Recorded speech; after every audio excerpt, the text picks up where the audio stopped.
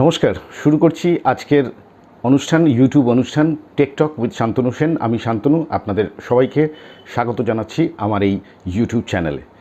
আশা করি সকলেই ভালো আছেন এবং সুস্থ আছেন এবং স্বাভাবিকও আছেন। বাজার যে জায়গায় বা যে উচ্চতায় বন্ধ হয়েছে তাতে গত সপ্তাহে আমরা আলোচনা করেছিলাম যে কি অবস্থায় বাজার আছে এবং কি হতে পারে। যারা এই এপিসোডগুলো মিস করছেন বা আগে দেখেননি, কিন্তু টেকনিক্যালসের পরিপ্রেক্ষিতে যেহেতু আমি এগুলো আলোচনা করি, যদি মনে করে থাকেন আগের ভিডিওগুলো আমার চ্যানেলে এসে সেগুলো একবার দেখতে পারেন। তবে আজকে আলোচনা করব এই মুহূর্তে দাঁড়িয়ে যেহেতু একটা এক্সপায়ারি উইক আসছে, অর্থাৎ জুন মাসের এক্সপায়ারি হবে, যদিও জুন মাস কিন্তু শেষ হবে না। তার মানে খুব ইন্টারেস্টিং জায়গায় আমরা দাঁড়িয়ে জুন মাসের ক্লিয়ারিং কিন্তু কাটবে 24 তারিখ অর্থাৎ 24শে জুন, বাট জুন মাস আরও কিছুটা এক্সটেন্ডেড চলবে, অর্থাৎ জুন মাস ক্যালেন্ডার হিসেবে যেটা ধরা হয় তার ক্লোজিং কিন্তু আরও অনেক পরে হবে।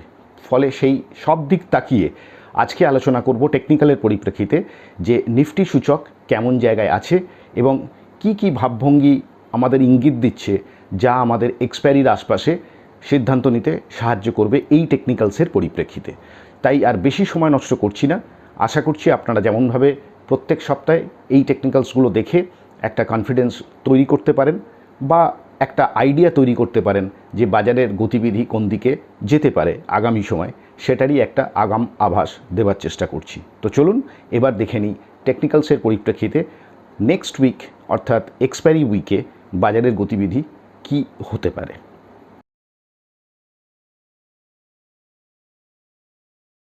নিফটি চার্ট, নিফটি উইকলি দাঁড়িয়ে আছি আমরা, অর্থাৎ যে সপ্তাহে বাজার বন্ধ হয়েছে তার পরিপ্রেক্ষিতে আমরা পরবর্তী সপ্তাহ, যে সপ্তাহটা আমরা পা ফেলতে চলেছি সেই সপ্তাহে আলোচনা করব, অর্থাৎ জুন মাসের এক্সপায়ারি যেভাবে বন্ধ হবে তার পরিপ্রেক্ষিতে আমরা আলোচনা করব। সেই জন্য এই চার্টটা আপনাদের সামনে এনেছি।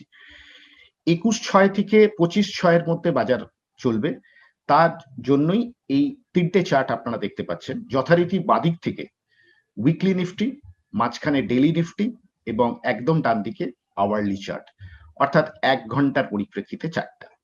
এইবার আমরা যদি চার্ট অ্যানালিসিস করতে গিয়ে যখন দেখব যে এই যে প্রত্যেকটা পর্যায়ে, প্রত্যেকটা অধ্যায় আমরা যেভাবে অ্যানালিসিসটা এগিয়ে নিয়ে যাই, সেটাকেই চেষ্টা করব আপনাদেরকে এই চার্টের মাধ্যমে বোঝানোর।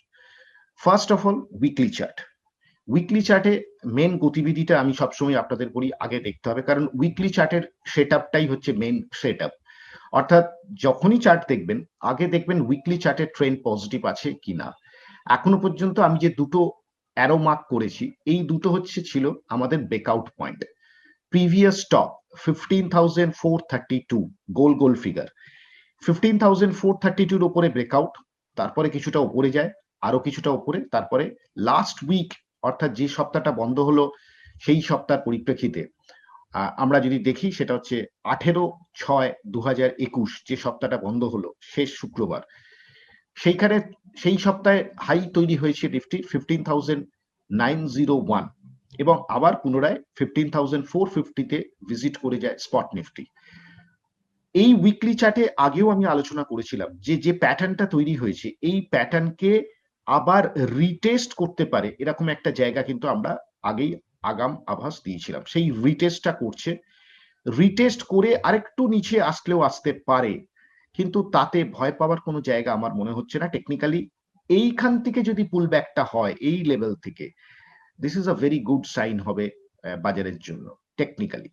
বাট স্টিল যে জায়গাটায় বটম করে গেছে সেটাও একটা গুড সাপোর্ট এরিয়া।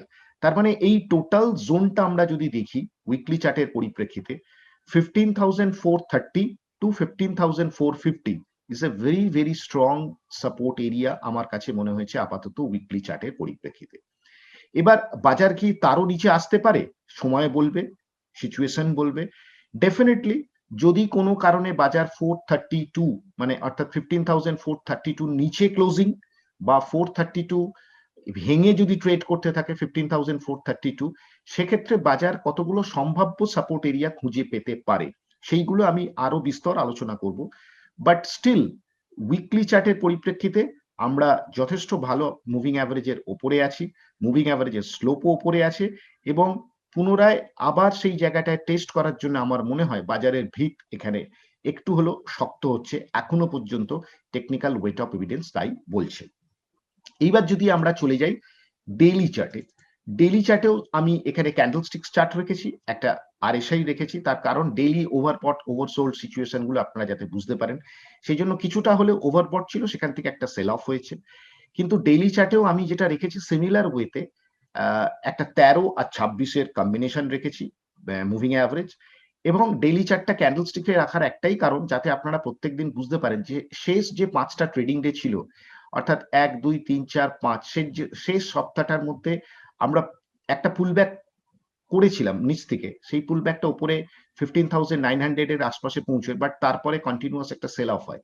সেল অফের শেষ দিনটা ফ্রাইডেতে ছিল একটু উল্লেখযোগ্য, তারপরে শেষ বিকেল একটা পুলব্যাক হয়, যে পুলব্যাকটা আমাকে দেখাচ্ছে যে এই যে দুটো ক্যান্ডেলের হাই, এই দুটো প্রায় অলমোস্ট সেম জায়গায় অবস্থান করছে, অর্থাৎ 15,460, 15,000 সরি 15,760 এবং 15,761, এই দুটো লেভেলকে আমি বুঝতে পারি যে একটা এই পার্টিকুলার জোনটাকে বাজার ক্রস করতে হবে যদি বাজারের আপওয়ার্ড জার্নি পুনরায় এস্টাবলিশ করতে হয়। ফলে যখনই আপনি নেক্সট কামিং সময় দেখবেন যে প্রথম লক্ষ্য থাকবে আমাদের স্পট নিফটিতে 15,462 উপরে ট্রেড করছে কিনা, 15 মিনিট সাস্টেন করছে কিনা, তবেই কিন্তু আমরা ধরে নিতে পারি যে আবার বাজারের একটা আপওয়ার্ড জার্নি শুরু হতে পারে। প্রক্ষান্তরে এই যে সেল অফটা হয়েছে, এই সেল অফটা কি আরো দীর্ঘস্থায়ী হতে পারে? হতেই পারে। তার প্রথম উইকনেসটা আমরা কখন পাবো? যখন বাজার দেখবো যে পুনরায় এই লোটাকে ভেঙে নিচে ট্রেড করছে, দ্যাট মিনস ওই পার্টিকুলার লেভেল 15,430 থেকে 15,450 এই জোনটা ভেঙে যদি বাজার ট্রেড করে, তাহলে অ্যাজ পার ফিবোনাচি এই যে ট্রেন্ডটা এস্টাবলিশড হয়েছে সেই ট্রেন্ডের 38% আশপাশে আসছে, অ্যারাউন্ড 15,232, 15,232, এবং এখানেও দেখা যাচ্ছে যে ট্রেন্ড লাইন আমি একটা নিচ থেকে ড্র করেছি, যে ট্রেন্ড লাইনটা আপনাদের একটু দেখালে আপনারা বুঝতে পারবেন যে আমি একদম 7511 এর ওখান থেকে নিফটিটা ট্রেন্ড লাইন একটা ড্র করেছি, এবং তার যে কনফ্লুয়েন্স হচ্ছে অর্থাৎ ফিবোনাচি রিট্রেসমেন্ট এবং ট্রেন্ড লাইন, সেটা কিন্তু 15,230 থেকে 250 এর আশপাশে তৈরি হচ্ছে। এক্সাক্ট পিন পয়েন্ট হয়তো আমি করতে পারবো না বা করাটা একটু ডিফিকাল্ট হয়ে যায়, সময়ের পরিপ্রেক্ষিতে হয়তো সেটা অনেক সময় দেখা যায় যে একটা রেঞ্জ তৈরি হয়, তবে পিন পয়েন্ট চেষ্টা করবেন না, একটা জোন চেষ্টা করবেন। কোনো কারণে যদি বাজার ক্লোজিং বেসিসে 15,432 ভেঙে বন্ধ হয়, সেক্ষেত্রে কিন্তু 15,230, 15,230 থেকে 250 বাজার টেস্ট করলেও করতে পারে আগামী সময়, কিন্তু তাতে মার্কেটের কোনো ডায়াগ্রাম বা মার্কেটের কোনো লং টার্ম ট্রেন্ডে চেঞ্জ হবে না। যেটা হবে শর্ট টার্ম যে নেগেটিভিটিটা দেখা দিয়েছে সেটা একটা দেখা দিতে পারে। এই প্রসঙ্গে আর একটা উল্লেখযোগ্য ব্যাপার হচ্ছে, শর্ট টার্মে আমি আপনাদের আগেও বলেছিলাম যে 13 এক্সপোনেনশিয়াল বা 13 সিম্পল যেটাই দেখেন না কেন, আমি যদি এক্সপোনেনশিয়াল এখানে তৈরি করেছি, জাস্ট গায়ে গায়ে ক্লোজিং আছে, অর্থাৎ আমি ধরে নিতে পারি যে যদি একটু জুম করে আমরা আপনাদের চার্টটা দেখাই তাহলে আরো বুঝতে পারবেন যে স্টিল 13 এর নিচে কিন্তু ক্লোজিং নেই, অর্থাৎ কনজিকিউটিভ 3 ক্লোজিং বিলো 13, লোয়েস্ট লো ভাঙলে সেক্ষেত্রে আমরা একটা নেগেটিভ ভিউ তৈরি করতে পারি ইন্ডেক্সের ক্ষেত্রে, বাট সেটাও এখনো কোনো সিচুয়েশনে নেই। সেল অফ হয়েছে, সেল অফ থেকে বাউন্স ব্যাক হয়েছে। ফলে এই ক্যান্ডেলকে যদি আমি পার্টিকুলারলি অ্যানালিসিস করে দেখতে পারি, তাহলে এই সাইকোলজিটা এখানেই বলছে যে লোয়ার এন্ডে কিন্তু যথেষ্ট বাইং ইন্টারেস্ট আছে এখনো পর্যন্ত, এই চার্ট আমাকে সেটাই ইঙ্গিত দিচ্ছে।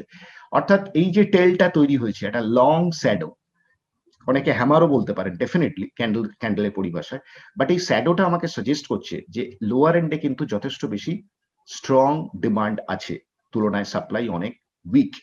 ফলে এইটা কিন্তু আমার কাছে আর একটা ইন্ডিকেশন যে বাজার কোনো কারণে যদি 14,450 আশপাশে আবার আসে, রিভিজিট করে, সেক্ষেত্রে একটা ডাবল বটমের চান্স আছে, কারণ 432 আমাদের প্রিভিয়াস স্টপ ছিল, ওটা একটা সাপোর্টের কাজ করবে, অর্থাৎ একটা 15 থেকে 20 পয়েন্টের জোন যদি আমরা বানিয়ে নিই, সেই জোনটা তৈরি হচ্ছে 14,430 to 14,450, very strong support zone.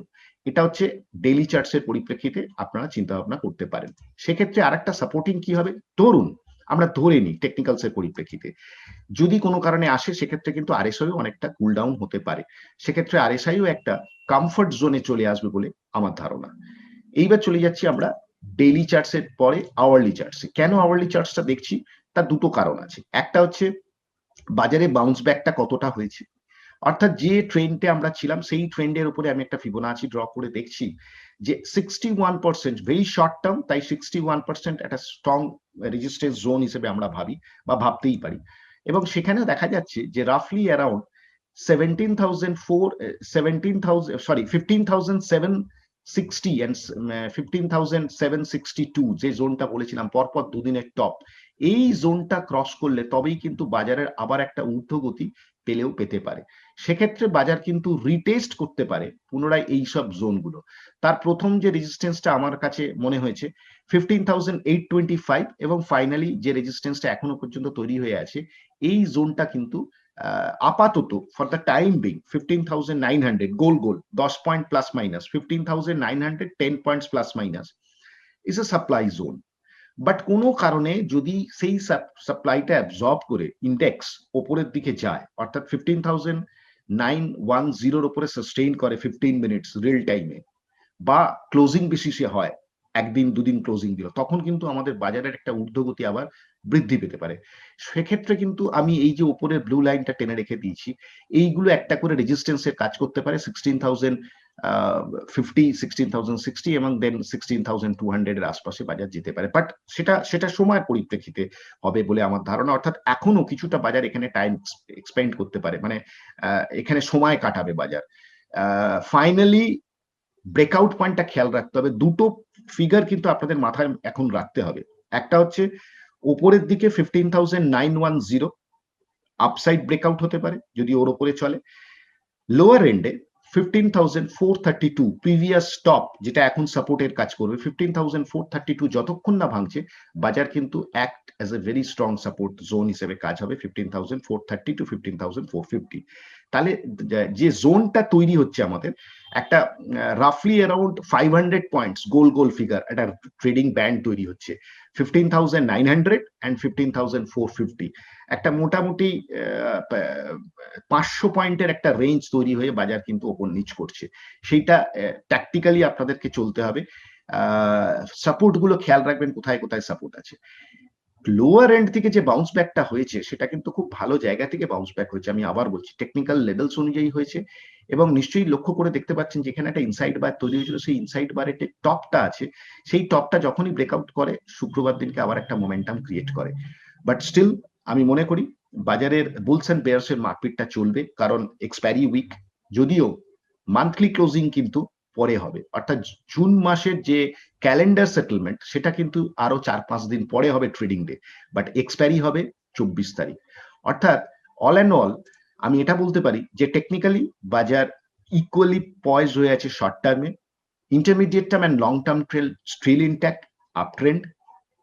R suggestion দিচ্ছে লোয়ার এন্ডে, এই স্যাডো আমাকে সাজেশন দিচ্ছে লোয়ার এন্ডে কিন্তু বাজারের বিভিন্ন ধরনের স্টকসে কিন্তু সাপ্লাই থেকে ডিমান্ডটা বেশি আছে, যে কারণে স্পট ইন্ডেক্স, এটা তো ট্রেড হয় না, সেই কারণে বলছি স্পট ইন্ডেক্সটা কিন্তু বাজার নিচের থেকে বাউন্স ব্যাক করছে। তার মানে কিছু ইন্ডেক্স বেস স্টকের কিন্তু বেশ পাওয়ার আছে, ডিমান্ড আছে, সেই জন্যই এই ইন্ডেক্সটা তৈরি হয়। কারণ নিফটি ফিউচার্স যেমন ট্রেড হয়, নিফটি ক্যাশ কিন্তু ট্রেড হয় না। নিফটি ক্যাশ ট্রেড যে ইন্ডেক্সটা তৈরি হয় সেটা ওই বিভিন্ন শেয়ারসের ওঠানামার পরে এই ইন্ডেক্সটা তৈরি হয়। ফলে এটা আপনারা বুঝে নিতে অসুবিধে নেই যে বিভিন্ন ফ্রন্টলাইন স্টক কিন্তু এবারে চোখে চোখে রাখতে হবে rather than small and mid cap. ওটা একটা সাইড ব্যাপার, স্মল অ্যান্ড মিড ক্যাপ নিজের অনুভূতি বা নিজের কারিশমাতেই চলবে ওই ধরনের স্টকগুলো। বাট স্পেসিফিক্যালি বলতে গেলে ইন্ডেক্স রিলেটেড স্টকে কিন্তু ফোকাসে থাকতে হবে।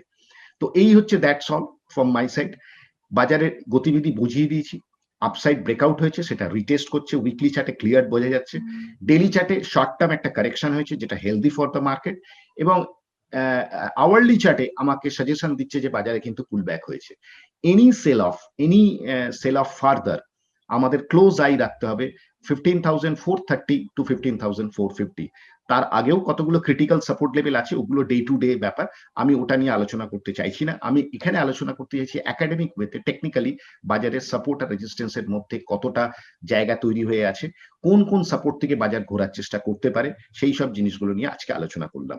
হোপফুলি আপনারা এই শিক্ষামূলক টেকনিক্যাল ভিডিওস গুলো এনজয় করছেন এবং ভালো লাগছে। যদি ভালো লাগে আমি অবশ্যই সেকেন্ড পার্টে এটা নিয়ে বিস্তর আলোচনা করেছি, কাইন্ডলি আজকের এই টেকনিক্যালসটাকে দেখে আপনারাও বাড়িতে বসে অবশ্যই চেক করে নিতে পারেন, বা নিফটির আমি যেভাবে ফিগার আউট করছি আমার পছন্দ অনুযায়ী, আপনার পছন্দের সাথে মিলতে নাও পারে, কিন্তু তবু একবার রিচেক করে নিতে পারেন যে আপনার ভিউ এর সাথে আমার ভিউ কন্ট্রাডিক্ট করছে না একই দিকে হাঁটছে। এটাই হচ্ছে আজকের টেকনিক্যালসের উপলব্ধি। দেখা যাক নেক্সট উইকে বাজার কিরম ধরনের রিয়াক্ট করে, অর্থাৎ জুনের শেষ সপ্তাহ এবং তার আগামী দিনে এক্সপায়ারি আছে, সেইটা কিরম ভাবে রিয়াকশন করে। আজকে এই পর্যন্ত রাখলাম, নেক্সট পার্টে গিয়ে আমরা শেষ অধ্যায় আলোচনাটা করব।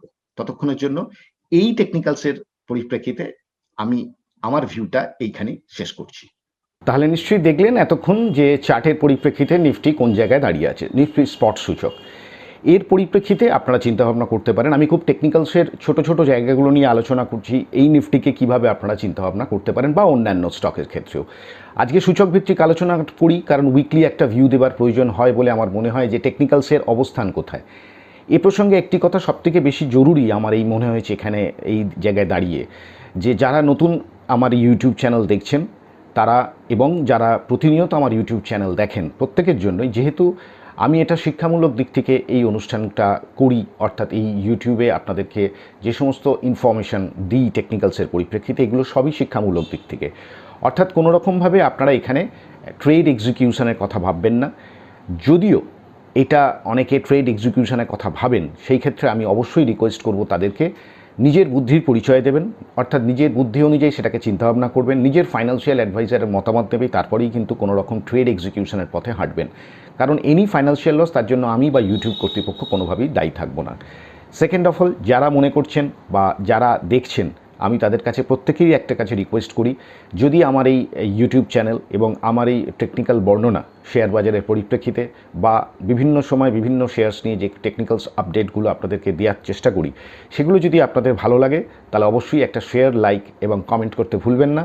নতুনদের যারা আজকে প্রথম ভিজিট করছেন তাদেরও বলছি, তাদের উদ্দেশ্যেই আমার মেন চিন্তাভাবনা থাকে আরও, যে যারা পুরাতন তারা তো মোটামুটি স্ট্যান্ডার্ড জিনিসটা বুঝতে পেরেছেন কিভাবে আমি ইউটিউবটাকে আগে এগিয়ে নিয়ে যাওয়ার চেষ্টা করছি।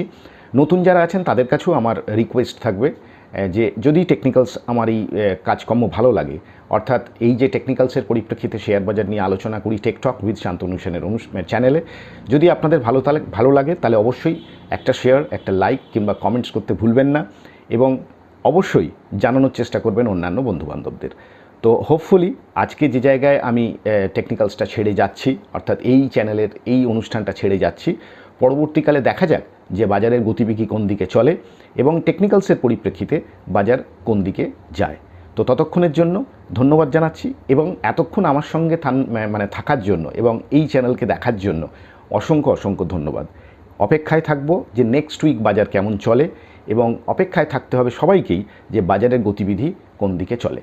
তবে টেকনিক্যালসের পরিপ্রেক্ষিতে আবার বলছি, পিওরলি এডুকেশনাল পরিপ্রেক্ষিতে এটা আলোচনা করলাম, অর্থাৎ আপনারা কিন্তু বাড়িতে বসে বা ঘরে বসে আপনারা যারা টেকনিক্যাল অনুশীলন করছেন বা চর্চা করছেন তারাও কিন্তু এগুলো একটু মিলিয়ে দেখে নিতে পারেন যে কিভাবে আগামী দিনে বাজারের সূচক ওপরের দিকে যাওয়ার চেষ্টা করছে না নিচের দিকে যাওয়ার চেষ্টা করছে, কোথায় সাপোর্ট আছে বা কোথায় রেজিস্ট্যান্স আছে। থ্যাংক ইউ এতক্ষণ আমার সাথে থাকার জন্য, অসংখ্য ধন্যবাদ। আবার দেখা হচ্ছে অন্য কোনো এপিসোড, অন্য কোনো সংখ্যায়। ততক্ষণের জন্য ধন্যবাদ।